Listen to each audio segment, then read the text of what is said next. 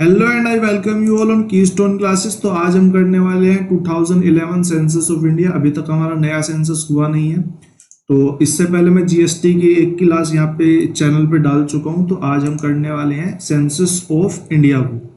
Census of India 2011, तो हमारा जो 2011 में सेंसस हुआ था उसके बारे में हम बात करेंगे।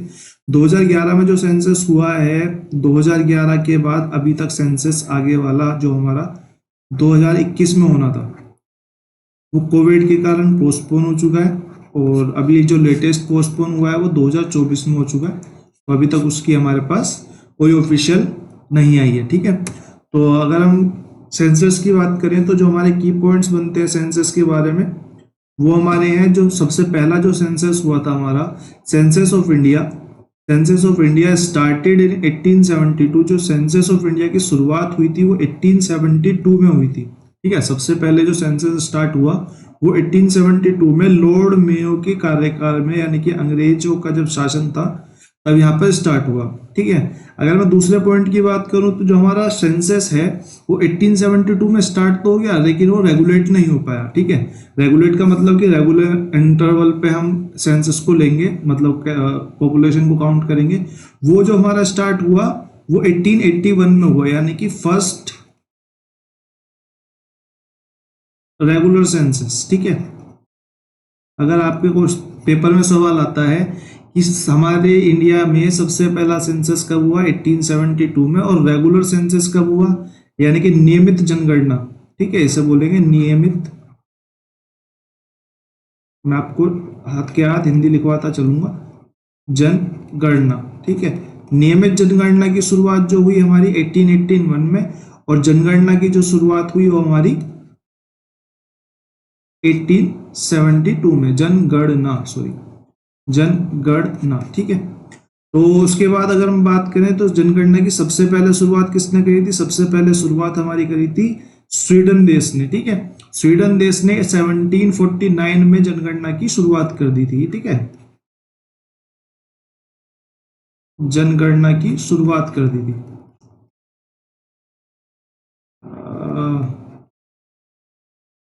शुरुआत, ठीक है, स्वीडन देश से हमारी जनगणना की शुरुआत हुई कौन से साल में? 1749 में। ठीक है, अब चौथा पॉइंट जो हमारा है, इट्स हाईएस्ट ऑफिसर, यानी कि इंडिया में जो हमारा वो लेता सेंसस रिकॉर्ड बनाते हैं उसका जो हाईएस्ट ऑफिसर है वो registrar general of census commissioner of India है। ठीक है, registrar general and census commissioner of India. Present में कौन है? प्रेजेंट में हमारे श्री मृत्युंजय कुमार नारायण जी हमारे सेंसस कमिश्नर है। ठीक है, पांचवें पॉइंट की तरफ को चलते हैं। पांचवा पॉइंट हमें क्या कहता है? पांचवा पॉइंट हमें बताता है कि जो हमारा 2011 की जनगणना थी वो हमारा 15वां सेंसस है, यानी कि 15वीं जनगणना है। ठीक है, सेंसस का मतलब होता है जनगणना। ये हमारी 15वीं जनगणना है। कब से? 1881 से ये 15वीं जनगणना हो गई। ठीक है, 1881 में पहली और अब ये 15वीं। ठीक है, लेकिन जब से हमारा देश आजाद हुआ है, आजादी के बाद, आजादी के बाद का अगर नंबर देखें तो आजादी के बाद ये 7वीं जनगणना है। ठीक है, 8वीं जनगणना अभी तक नहीं हो पाई है।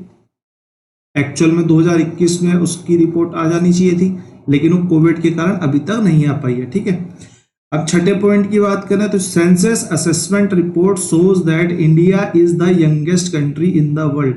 जो हमारी सेंसस की रिपोर्ट है वो बताती है कि जो हमारी कंट्री है वो यंगेस्ट है पूरी दुनिया में।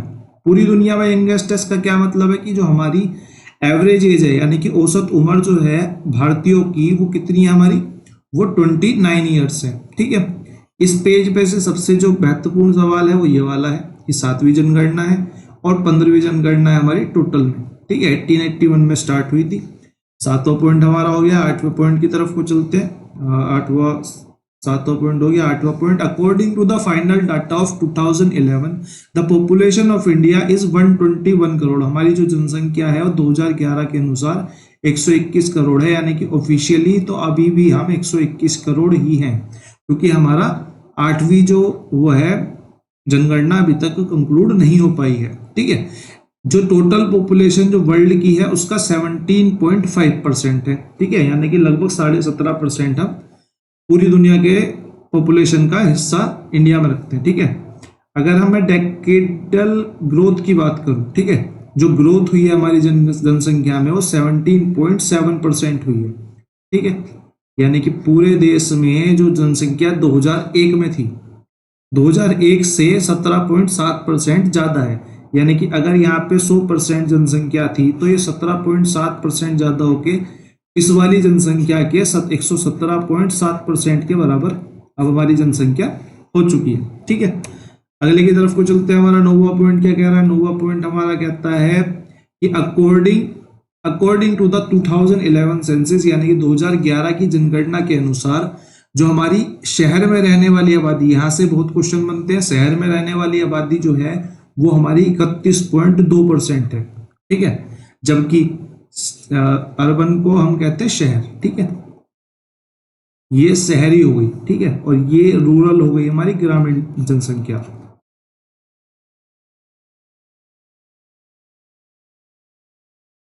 ठीक है। तो हमारी शहरी जनसंख्या जो है वो 31.2% है और ग्रामीण जनसंख्या जो है वो 68.8% है। इसलिए भारत को गांवों का देश कहा जाता है। मिट्टी से जुड़े हुए लोग हैं तो ज्यादातर हमारे पॉपुलेशन जो है वो गांव में है, ठीक है।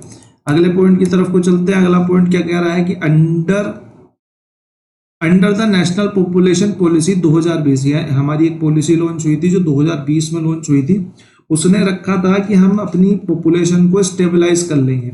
स्टेबलाइज कर लेंगे कब तक? 2045 तक। लेकिन ये 2011 की जनगणना के बाद, क्योंकि हमारी जो ग्रोथ है वो 17.7% है, 17.7% है, इसलिए इसको बढ़ाकर 2070 तक इसका टारगेट रख दिया गया है कि हम अपनी पॉपुलेशन को स्टेबलाइज कर लेंगे 2070 तक, ठीक है। तो अगर अब हम छोटे छोटे पॉइंटों पर आते हैं, जैसे कि हम पहले करेंगे मैक्सिमम पॉपुलेशन जो स्टेट्स में है, यानी कि राज्य में, कौन से राज्य में सबसे ज्यादा पॉपुलेशन है। तो पॉपुलेशन पे सबसे बड़ा राज्य हमारा यूपी आता है जिसमें कि 20 करोड़ के आसपास जनसंख्या है। सेकंड पे हमारा महाराष्ट्र आता है जिसपे 11 करोड़ जनसंख्या है, और तीसरा हमारा बिहार आता है जिसमें कि 10 करोड़ जनसंख्या है, ठीक है। और उसके आगे अगर मैं बात करूं, अगर हम यूटीज की बात करते हैं, ठीक है, सॉरी, अगर हम मिनिमम पॉपुलेशन की, अभी हमने मैक्सिमम पॉपुलेशन देखी, अब अगर हम मिनिमम पॉपुलेशन की बात करें तो मिनिमम पॉपुलेशन पे पहले नंबर पे हमारा सिक्किम आता है 6 लाख की पॉपुलेशन के साथ।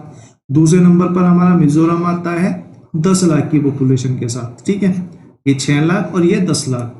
अगले पॉइंट की तरफ को चलते हैं। अब जनसंख्या देखते हैं यूटीज में मैक्सिमम किस में है। सबको पता है यूटीज में मैक्सिमम किस में है? दिल्ली में। दिल्ली में कितनी जनसंख्या है? 1.67 CR, ठीक है। और मिनिमम पॉपुलेशन किस में है? लक्षद्वीप में है। कितनी है? 64,000, ठीक है। यानी कि सबसे ज्यादा जो जनसंख्या यूटी यानी कि केंद्र शासित प्रदेश में है,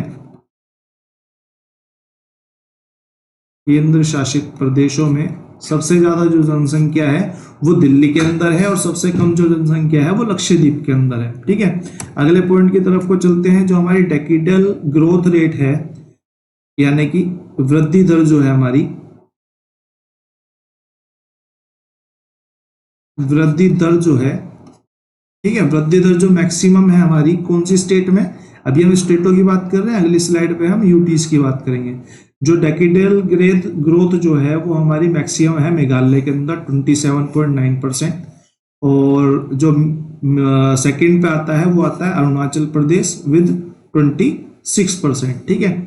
और अगर हम यहीं पे मिनिमम की बात कर लें तो मिनिमम हमारा बनता है नागालैंड, जिसमें कि एक्चुअल में माइनस में ग्रोथ रेट है। सिर्फ एक ही स्टेट है जिसकी जो ग्रोथ रेट है वो माइनस में है, ठीक है। सेकंड नंबर पे हमारा केरल आता है 4.9% के बाद, यानी कि सब में प्लस हो रही है लेकिन सिर्फ नागालैंड में माइनस में गई है। सिर्फ एक ही राज्य, बहुत इंपॉर्टेंट क्वेश्चन है, अगर आपसे एग्जाम में पूछता है कि कौन से राज्य की जनसंख्या वृद्धि दर हमारे हिसाब से माइनस में गई है, वो नागालैंड की गई है, ठीक है। अगली स्लाइड की तरफ को चलते हैं कि यूटीज में मैक्सिमम किस में है। यूटीज में मैक्सिमम किसमें ग्रोथ रेट? तो वो हमारी है दादर में नागर हवेली 55.9%, और सबसे कम किस में है? वो लक्षद्वीप में है 6.3%। ठीक है, अब हम बात कर लेते हैं डेंसिटी ऑफ पॉपुलेशन की। जो डेंसिटी ऑफ पॉपुलेशन है उसका क्या मतलब है? उसका मतलब ये है कि 1 किलोमीटर मल्टीप्लाई 1 किलोमीटर, यानी कि अगर मैं बात करूं, अगर आपने मैथ पढ़ी हो तो 1 क्यूब अगर मैं ले लूं 1 किलोमीटर की, यानी कि 1 किलोमीटर स्क्वायर एरिया में कितनी जनसंख्या है, वो हमारी डेंसिटी ऑफ पॉपुलेशन कहलाती है। इस मामले में हमारी जो डेंसिटी ऑफ पॉपुलेशन है इंडिया की, वो जो है वो 382 है 2011 के सेंसस के अनुसार। ठीक है, और जो मैक्सिमम जनसंख्या है, वो मैक्सिमम हमारी क्या डेंसिटी ऑफ पॉपुलेशन है, वो हमारे बिहार की है। सबसे कम जगह में सबसे ज्यादा लोग हमारे बिहार में रहते हैं। ठीक है, तो ये हमारे 1106 हैं। ठीक है, इसमें और कुछ ज्यादा पता होने की जरूरत है नहीं। डेंसिटी फैक्ट्स जो स्टेट्स के बारे में है, अब हम उन्हें देख लेते हैं। सबसे ज्यादा डेंसिटी मैंने पिछली स्लाइड पे बताया कि बिहार में 1106 लोग 1 किलोमीटर स्क्वायर में रहते हैं, 1 किलोमीटर स्क्वायर में रहते हैं। और पश्चिम बंगाल हमारा सेकंड नंबर पे आता है, जिसमें कि 1028 लोग हमारे 1 किलोमीटर स्क्वायर एरिया के अंदर रहते हैं। ठीक है, अब अगर हम मिनिमम की बात करें तो मिनिमम में हमारा दक्षिण के पूर्व के पड़ जाते हैं। पूर्व में यानी कि अरुणाचल प्रदेश में 1 किलोमीटर स्क्वायर में सिर्फ 17 लोग ही रहते हैं, क्योंकि ज्यादातर फॉरेस्ट एरिया है। ठीक है, सेकंड नंबर पे भी पूर्वांचल पूर्वी राज्य ही पड़ते हैं हमारे, जो हमारा मिजोरम है, उसमें 52 पीपल्स 1 किलोमीटर स्क्वायर के एरिया में रहते हैं। ठीक है, डेंसिटी फैक्ट्स ऑफ यूटी। अब हम आ जाते हैं इन पर केंद्र शासित प्रदेशों पर। केंद्र शासित प्रदेश जैसे दिल्ली हो गया, गोवा हो गया, दमन एंड दीव हो गया, तो मैक्सिमम तो हमें पता है डेंसिटी कहाँ होगी, दिल्ली में होगी। पॉपुलेशन भी दिल्ली में सबसे ज्यादा, डेंसिटी भी दिल्ली में सबसे ज्यादा। और मिनिमम कहाँ होगी हमारी, वो होगी अंडमान एंड निकोबार में, क्योंकि वो आइलैंड्स हैं, तो वहां पे सबसे कम होगी। 1 किलोमीटर स्क्वायर एरिया में सिर्फ 46 लोग रहते हैं। ठीक है, अगली स्लाइड्स की तरफ चलते हैं। ये बहुत इंपॉर्टेंट स्लाइड है। ठीक है, तो सबसे पहले तो इसमें आपको ये पता होना चाहिए, क्या पता होना चाहिए, कि जो इंडिया की सेक्स रेशो है, यानी कि लिंग अनुपात, हिंदी में बोलेंगे इसको,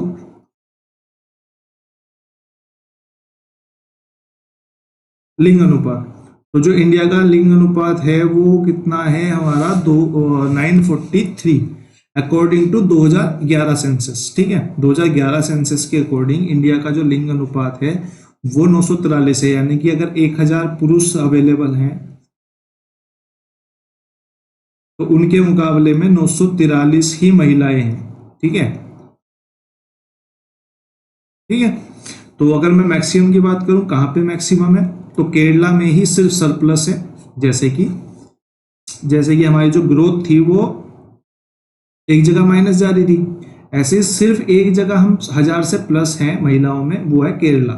ठीक है, केरला, सिर्फ केरला के अंदर हमारे 1000 पुरुषों पे, आउट ऑफ 1000 पुरुषों पे 1084 महिलाएं हैं 2011 के अनुसार।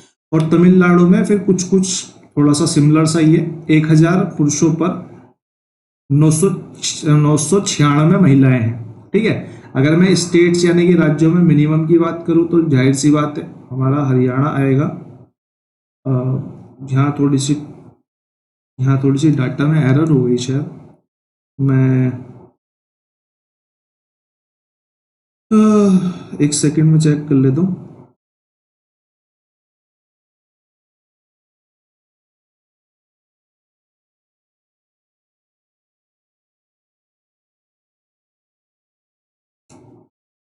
हम्म, 2011 के अनुसार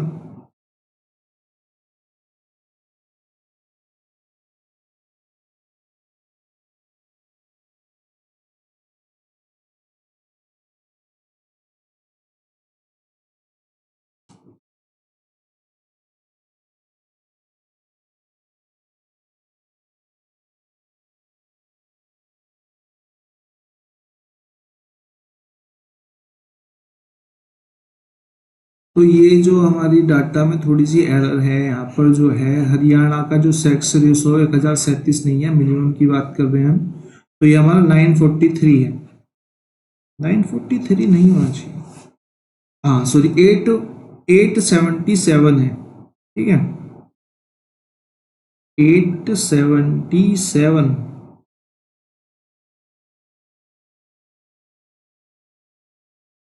877, ठीक है। मैं इस पे गड़बड़ होगी तो आपको स्लाइड्स जो है वो टेलीग्राम चैनल पे मिल जाएंगी ये वाली, तो मैं इसमें चेंज करके आपको इसमें दे दूंगा। डाटा में थोड़ी गड़बड़ हो गई है, और जम्मू कश्मीर में भी कुछ गलती है फिर तो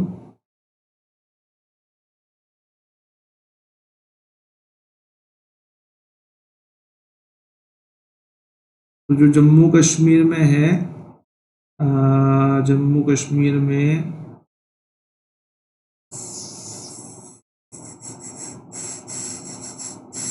892, ये मेरे हिसाब से 918 होना चाहिए।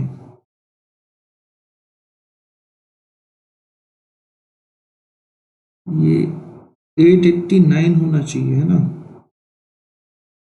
889 होना चाहिए, ठीक है। ये 877, ये 889, ठीक है। मैं स्लाइड्स में चेंज करके डलवा दूंगा, ठीक है। ये वाला पॉइंट हमने देख ही लिया था, ये सबसे ज्यादा इंपॉर्टेंट पॉइंट यही है। सबसे कॉमन जो क्वेश्चन बनेगा वो यही बनेगा कि सेक्स रेशियो इंडिया का 2011 सेंसस के अनुसार 1000 पुरुषों पर 943 महिलाएं हैं, ठीक है। और सेक्स रेशियो यूटी की बात कर लेते हैं, जो सबसे ज्यादा सेक्स रेशियो हमारा यूटी में है वो हमारा किस में है, पांडुचेरी में। पांडुचेरी में 1000 महिलाओं पर 1037, ओ सॉरी 1000 पुरुषों पर 1037 महिलाएं हैं। जो मिनिमम हमारा है यूटी में वो 618 है, यानी कि 1000 पुरुषों पर 618 महिलाएं हैं, ठीक है। अब इसके बाद हम बात कर लेते हैं लिटरेसी रेट की। लिटरेसी रेट जो है वो हमारा, लिटरेसी रेट हम निकालते कैसे हैं, सबसे पहले वो देख लेते हैं, क्योंकि ये क्वेश्चन भी आया हुआ है एक बार। नंबर ऑफ लिटरेट पीपल, यानी कि जितने पढ़े लिखे लोग हैं, मैं ऊपर लिख देता हूं, पढ़े लिखे लोग बटे में 7 वर्ष से अधिक के लोग, 7 वर्ष से अधिक, क्योंकि 6 वर्ष में तो हमारा स्कूल में एडमिशन होता है, अधिक की पॉपुलेशन, ठीक है, जनसंख्या,